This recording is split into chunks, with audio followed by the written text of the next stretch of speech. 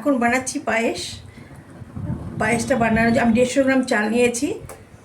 150 গ্রাম চালের জন্য আমি দু প্যাকেট মানে 1 লিটার আমি নিয়েছি, ফুল ক্রিম মিল্কটা নিয়েছি। তার মধ্যে দিয়ে দিলাম, দুধটা ফুটিয়ে নিয়েছি, তাদের কয়েকটা এলাচ দিয়ে দিলাম, এই 4-5-6টা দিয়ে দিলাম। হয়ে গেছে। এবার আমি দুধটা ফুটে গেছে, আমি চালটা 150 গ্রাম চাল ধুয়ে রেখে চালটা দিয়ে দিলাম, গোবিন্দভোগ চাল। এটা লাল বাবা গোবিন্দভোগ চাল। দিয়ে আমি নাড়তে থাকবো। চালটা সিদ্ধ হয়ে ভাতটা এই পর্যায়ে এসেছে। এবার আমি এর মধ্যে দিয়ে দিলাম 200 গ্রাম চিনি। 200 গ্রাম চিনি পুরো দিলাম, পায়েসটা একটু মিষ্টি না হলে ভালো লাগবে না। আর টেস্টের জন্য একটু দিয়ে দিলাম এই 1 টিস্পুন একটু নুন, মিষ্টির সাথে নুনটা ব্যালেন্স হবে। ভালো করে নাড়বো। দিয়ে দিলাম কাজু কিশমিশটা।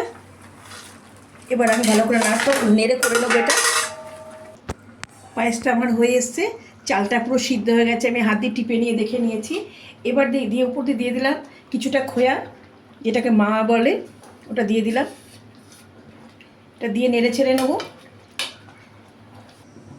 আর দিয়ে দিচ্ছি নেসলের মিল্কমেডটা, বেশ কিছুটা পরিমাণে দিচ্ছি আমি এটা।